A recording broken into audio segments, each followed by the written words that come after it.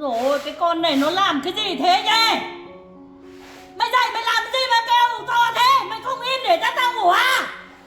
Mày làm gì mày làm thế mà?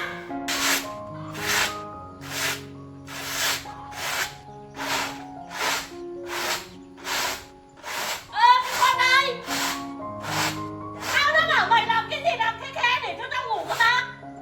Hả? Mày làm cái gì tao bảo mày nhiều lắm rồi mà mày cứ làm cái việc cái trò đấy như thế hả? Mày biết là ai làm như thế thì tao mất ngủ không? Làm cái gì để yên cho tao ngủ một tí cũng được à? Suốt ngày tao đi làm mệt với mày. Tao chán cái con này lắm rồi.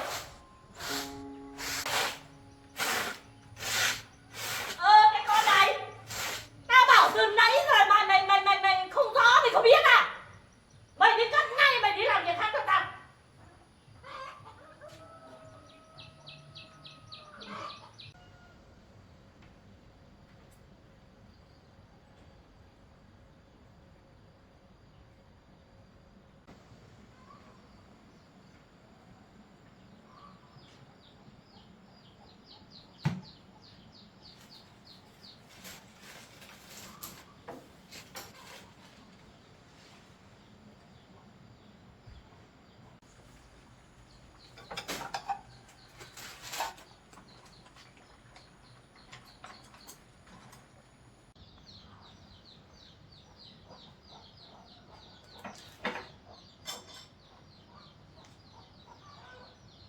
Bà ơi, bà nhà ăn cơm. Mẹ ơi, giờ ăn cơm rồi con. Giờ này xem mấy giờ mới gọi mẹ đi ăn cơm hả? Hả? Giờ này mày mới ăn uống mày giờ này mới ăn mới bảo đi làm á? Mày xem mấy giờ rồi? Mà bây giờ mày mới ăn uống mà mày đi làm hả? Con phải ăn một tí con mới đi làm được mẹ. Thế thì mày ăn mày phải dậy sớm đi mày ăn uống rồi mày đi làm chứ. Tao không sao luôn. Giờ này giờ đi làm. Mày phải đi làm luôn. Đi làm ngay. Chuẩn bị mặc quần áo đi làm ngay. Mày có biết đi không? Mày đi làm chưa? Mày biết công việc hàng ngày đi làm thế nào chưa? Vâng, con đi làm đấy. Hả? Mày xem ở trên đồi cỏ rậm ở đâu mày có biết làm không? Mày có nhớ không? Hả? Cứ phải tao nhắc suốt thế này mày mới biết đi à? Hả? Bà ở nhà nhé, bà đi làm. Bà đi cùng con đi. Đi cùng cháu đi làm đi. Bà ở nhà gì? Ở nhà để chờ ăn bám à? Còn ăn được làm được phải đi làm chứ. Cứ phải để cho tao nhắc như thế là chịu luôn.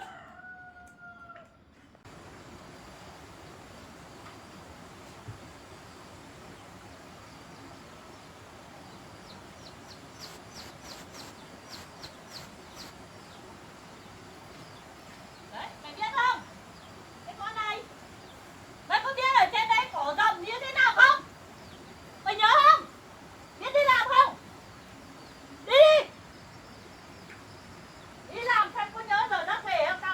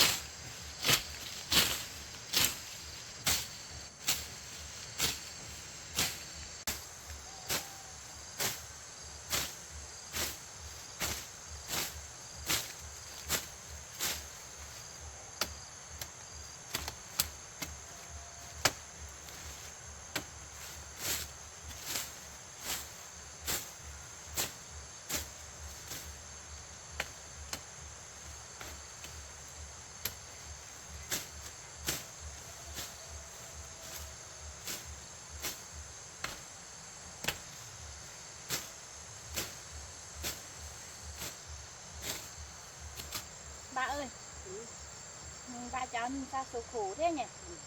Bà già rồi bà cũng không được ở nhà, phải đi làm với cháu. Còn mẹ chồng sao mà ác thế nhỉ? Bà với con trẻ mà bà ở nhà cái kiểu mình bắt mình sang đi làm thôi.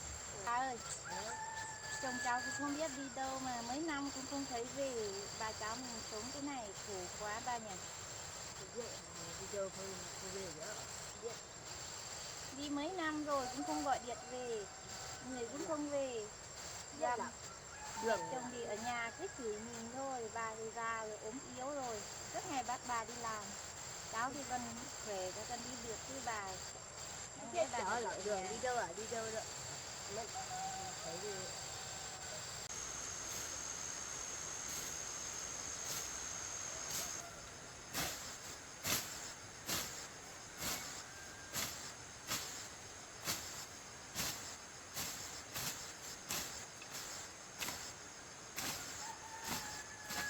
Ba ơi, muộn rồi mình về đi. Không tí mẹ bảo chồng lại chỉ bảo không về một cơm mình về. Rồi muộn rồi gì Ba đó. ơi, đi chậm nhé.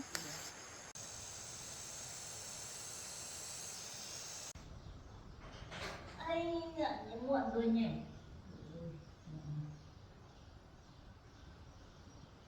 Ôi dồi ôi, muộn rồi. Sao cái con này giờ này mà nó chưa về nấu cơm để ăn để đói rồi đấy. Sao giờ này mà nó đi làm cái gì nó chưa về nhỉ? Ôi dồi ôi, cái con này giờ này mà nó chưa về nấu cơm nhỉ. Chả biết cái kiểu gì đây. Đi làm cái gì mà muộn thế không phải về.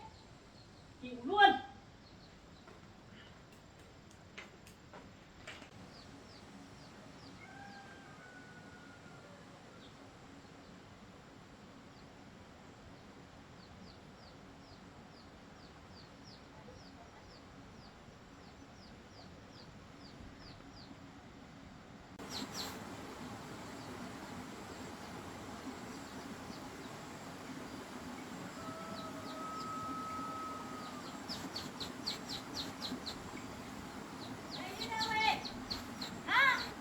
Mày đi làm về mà có biết công việc hàng ngày như thế nào không?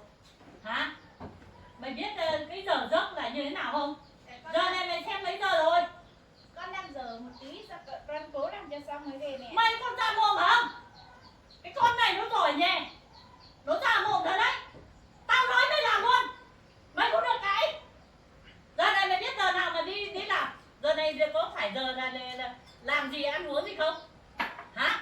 Vâng, con dọn cái này xong con đi nấu Đấy, cơm luôn. từ sáng mày để ở đây mà mày vẫn để nguyên gì? Mày không dọn à?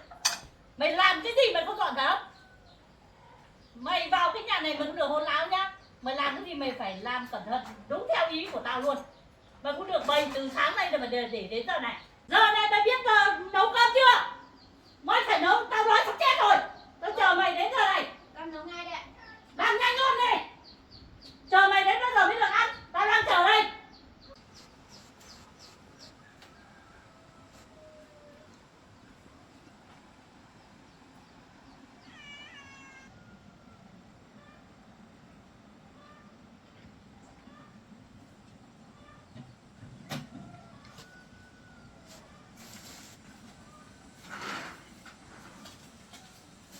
Bà ơi, bà già rồi, bà mẹ đang ngồi nghỉ kia đi, cháu bắt làm.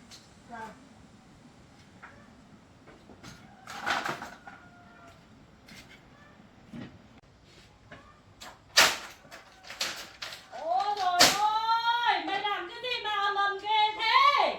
Kêu nghe ghê. Con đập một tí củi thôi. Mày làm nhanh lên đi. Đừng có bắt làm một cái. Muộn rồi, tao đói lắm rồi đấy.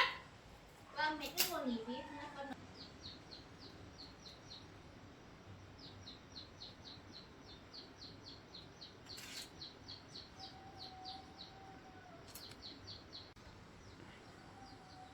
Tao ở đây chửi con này đến bao giờ cũng được ăn đây. Chán lắm rồi.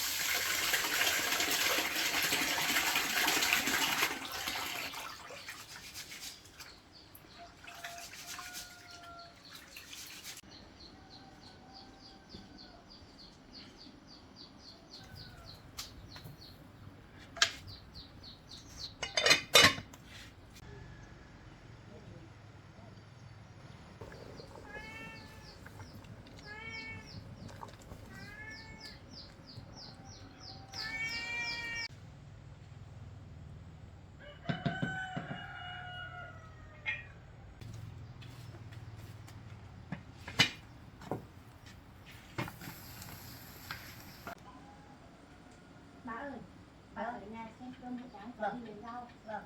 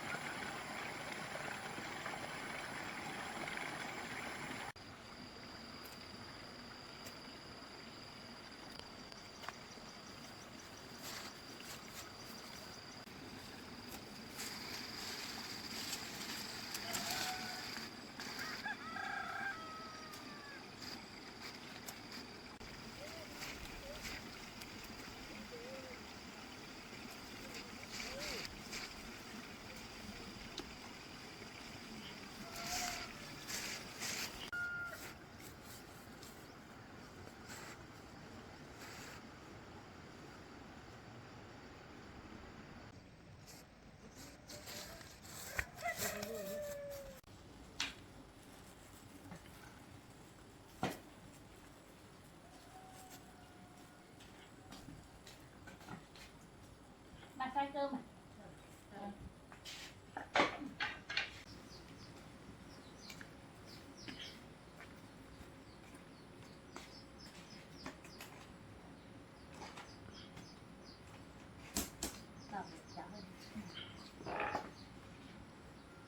Bà ơi, mẹ chồng cháu đi đâu rồi? Dạ nữa.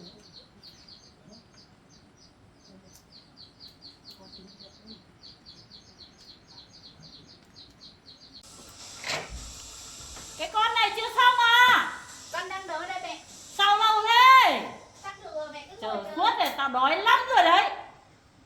Cứ chờ mày cả sáng cả trưa cứ thế thôi, đến bao giờ mới được ăn hả? Nhanh lên.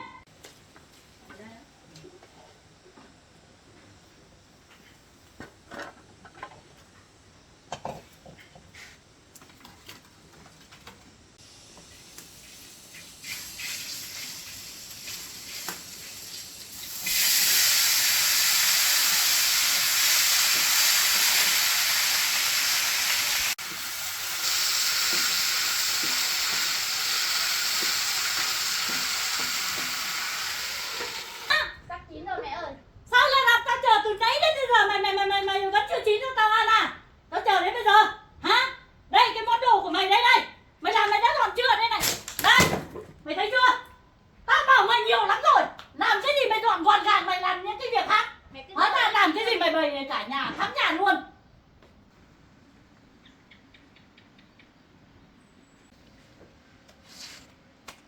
Đấy, cái đồ của mày. Bây giờ cứ tao làm đến đâu mày lại đi cất dọn đến đấy, thì cứ để tao cân nhắc thế này, tao chờ bữa cơm mày đến bao giờ mới được ăn hả?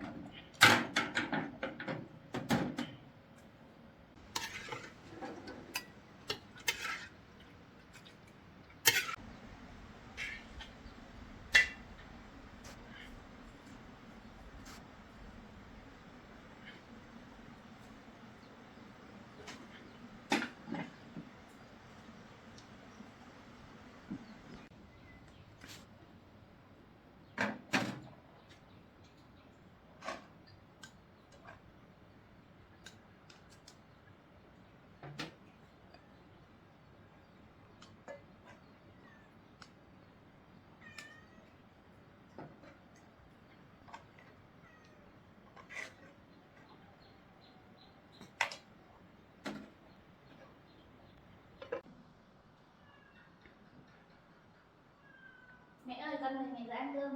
Mày làm được 9 rồi à? Chín rồi mẹ. Ừ, thế ăn cơm thôi. Đi ăn cơm. Ba ơi, con mời ba ăn cơm.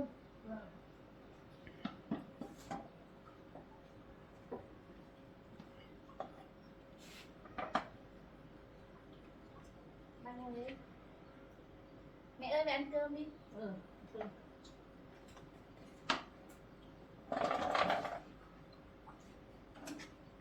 Mày xem cái mâm cơm của con nước chấm đâu? Con nước chấm ở đâu? À mẹ ơi, Không có nước chấm ăn được à? con chuẩn bị sáng rồi quên không lấy xuống được. Ăn cơm đi. Bà ơi, ăn cơm. Con mời bà nhé. Con mời mẹ, con mời ba ăn cơm. Cơm đi.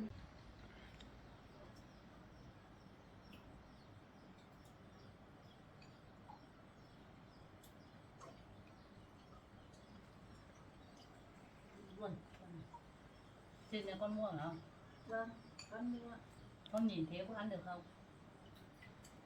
Hôm nay con có ít tiền quá nhưng con không mua được thịt nặng mẹ. Thế thịt này con ăn được không? Này, cho con ăn đi. Này. Cho mẹ ăn luôn. Đấy, từ cái đợt con tao đi làm thuê mày đối xử mày làm cái gì mà nó làm tệ để cho tao không ăn được luôn. Cho mẹ ăn luôn. Bà ơi, gắp ăn đi. Này, con gắp cho bà ăn thử xem bà ăn được không? Ăn đi bà ơi, ăn đi. Ăn. Chịu luôn cái con này. Mày nấu cơm, mày nấu sống thế này ăn ai mà ăn nổi hả? Mày ăn đi. Tao mày không ăn. Tao mà ăn luôn thế này tao chịu luôn. Này ăn đi. Ăn đi. Này. Cho mày ăn đi. Dạo này nhặt muối không có muối. Muối không có muối. Thịt thì lại đi mua thịt bỡ cho tao ăn. Từ con tao đi làm thuê. Cơm mày làm vội vội vàng chả biết mày làm kiểu gì. Tao chờ cả buổi mấy tiếng đồng hồ.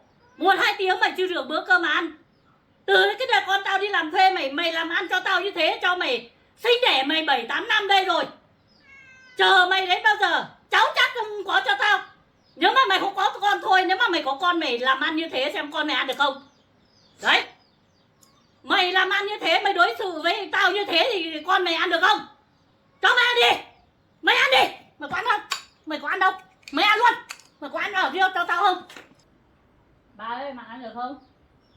Ăn đi, bà ăn bà đói rồi phải không? Đấy. Bà không có ăn nổi đây. Chịu luôn. Cái này tao không ăn nổi. Không ăn luôn. Cho mày ăn luôn. Mày cha mày đang ăn gì đấy. Tao không ăn luôn. Sống đấy. Đấy. Mày ăn luôn. Mày phải ăn đi. Cho mày ăn luôn. Mày phải ăn luôn. Lần sau mày chừa nhá. Không được làm cái kiểu mà cơm xấu ai ăn nổi. Cho mày ăn là có ăn nổi đâu. Mày thấy chưa? Từ đây mày chừa không? Từ con tao đi làm thuê mày đối xử không có con tao ở nhà mày đối xử tệ với tao như thế được à? Hả? Mày không làm được cho tao mày cố lên anh. Mấy lần rồi nhá, tao tha thứ mày nhiều lần lắm rồi. Hôm nay tao chờ mày mấy tiếng đồng hồ mà tao đến tao ăn cơm sống này tao chịu luôn. Tao không thể. Từ con đi làm thuê mày đối xử tệ với tao như thế. Mấy lần đây rồi, gần tháng đây rồi mày cứ đối xử tệ với tao như thế. Hôm nay tao cho mày ăn đi. Cho mày ăn như thế xem mày có ăn được không? Đấy, mày có thấy sướng không? Mày đối xử người lớn như thế, người tệ như thế mày ăn được không? Mày thấy chưa? Mày cho mày không ở được mày cút đi luôn. Đấy, mày ăn đi. Bây giờ tao cho mày ăn đi. Mày làm mà như thế cho tao ăn là được à? Tao nghỉ cơm mấy ngày mày không nên bữa cơm nào để cho tao ăn. Mày tính cách mày làm ăn cái kiểu gì?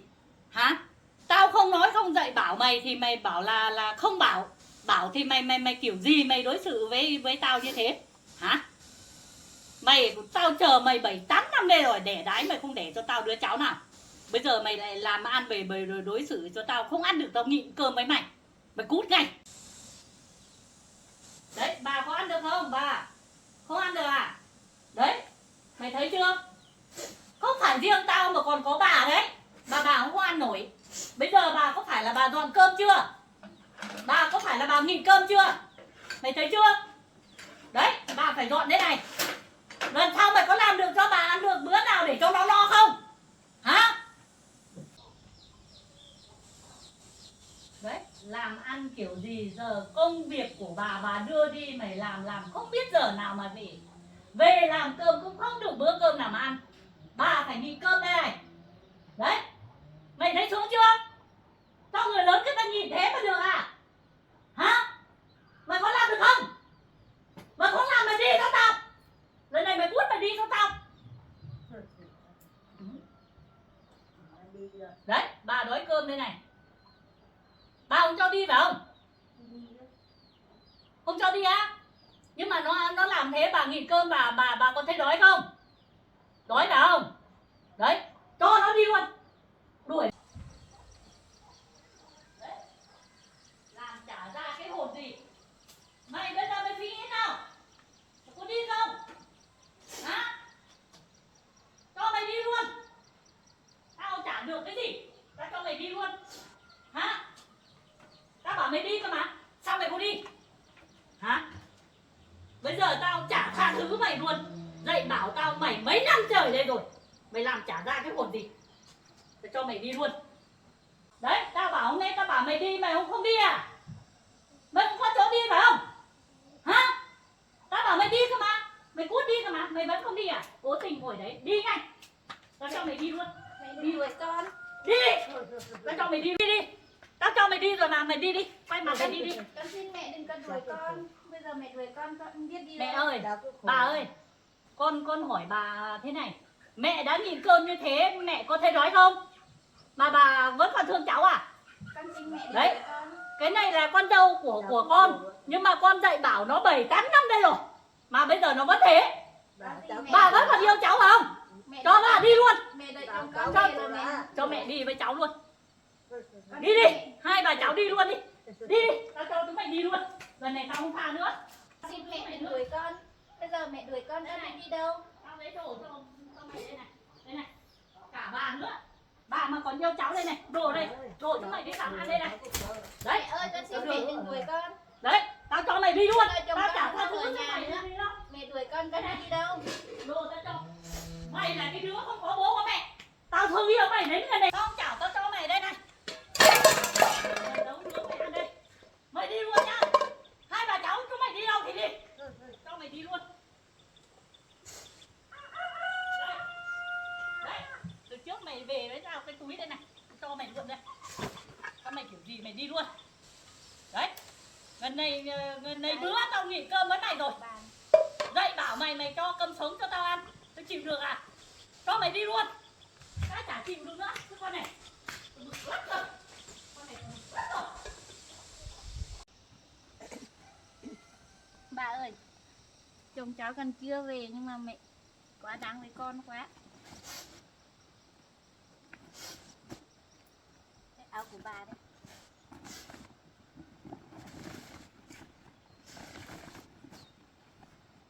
Con làm vất vả lắm rồi, mẹ vẫn có quá đáng với con.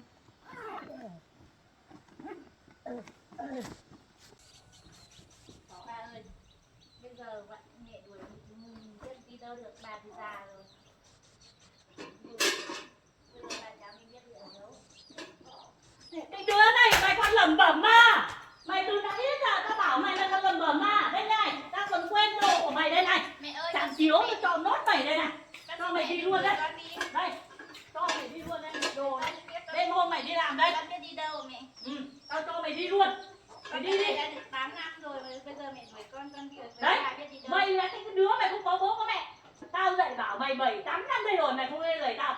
Càng ngày mày càng đối xử tệ với tao như thế. Tao không thể nào tao sống được. Tao không ăn được nữa. Tao không chịu mày luôn. Bà cũng phải nhịn cơm. Nhưng bà yêu cháu tao cho bà đi luôn. Mẹ ơi, mẹ đi đi. Mẹ đi cùng cháu đi. Đấy. Giờ tao cho bà cho mày xuống mày đi luôn đi. Tao chả cho mày ở cái căn nhà này nữa. Tao chả chịu được luôn. Cho mày đi luôn.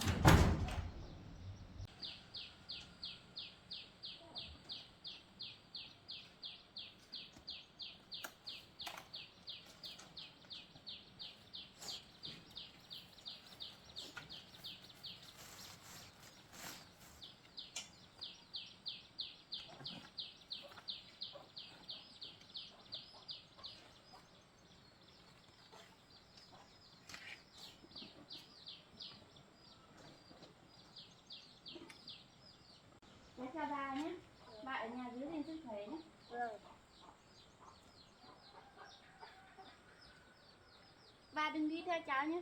Mẹ đuổi cháu thôi, mẹ không đuổi bà đâu, bà cứ ở nhà đi. Bà với cháu lắm. Cho bà cháu đây. Bà đi theo cháu ạ, khổ lắm bà ơi. Bây giờ mình không biết đi đâu ở đâu đâu. Bà đừng đi theo cháu, bà ở nhà đi. Đi bà theo cháu thì mình không có chỗ ở đâu, cháu còn không biết đi đâu ở đâu, bà ở nhà đi. Lâu lắm rồi. Tôi đi chào cháu đấy.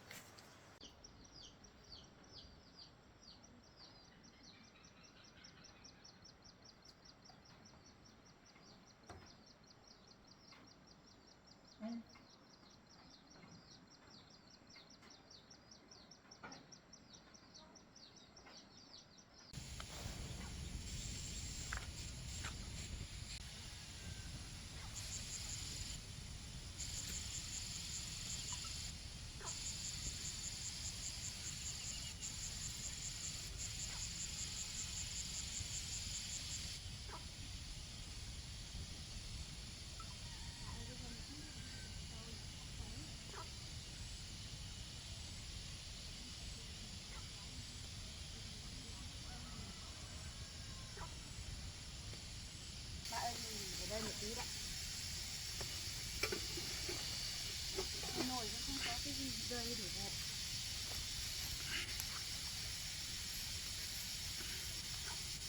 Sắp tối rồi, bây giờ bà cháu mình không biết ở đâu được đâu. Biết rồi. Ba ngồi đấy, cháu tìm cái dây để buộc cái nồi. Rồi, cầm khó quá.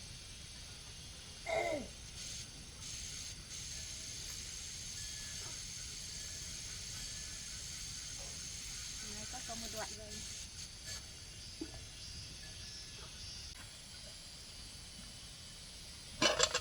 Bà ơi, ruộng cơm chắc mình phải cố gắng đi, không tối rồi. Đi đến đâu hay đến đấy.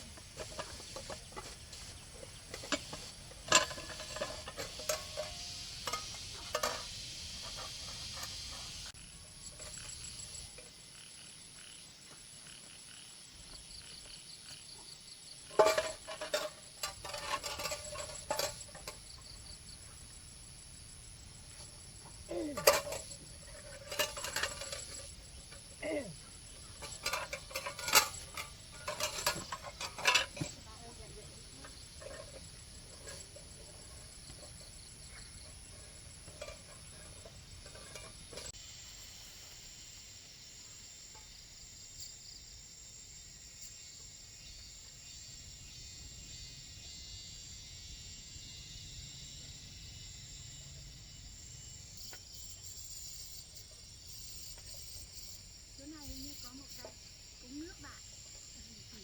Nên bà đứng ở đây để cháu xuống xem nhé. Tối lắm rồi mình không biết đi được đến đâu rồi. Bà đi ở đây nhé.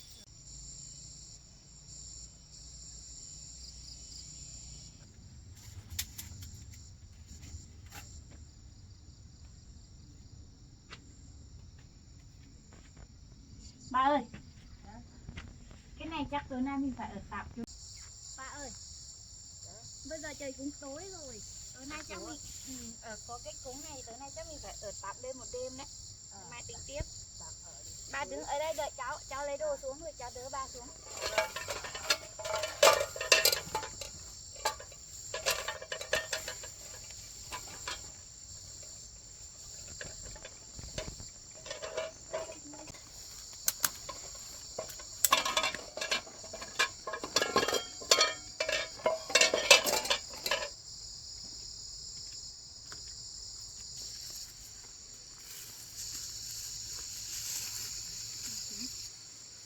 Xuống từ từ thôi nhé. Cái này dốc.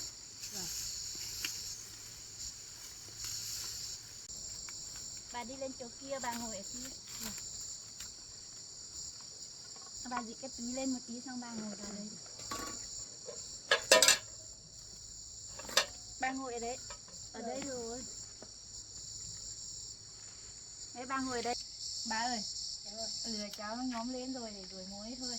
Lấy khói đuổi muối thôi. Bây giờ cháu vẫn đem lên xem lại ở trong.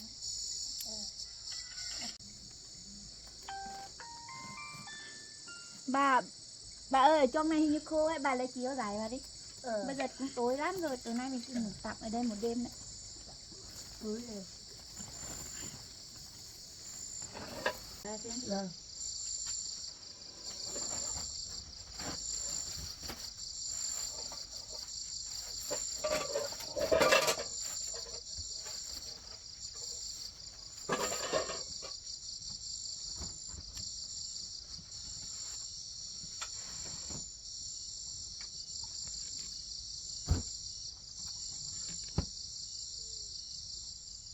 Ba năm trước đi cho sửa tí lừa đấy. Vâng.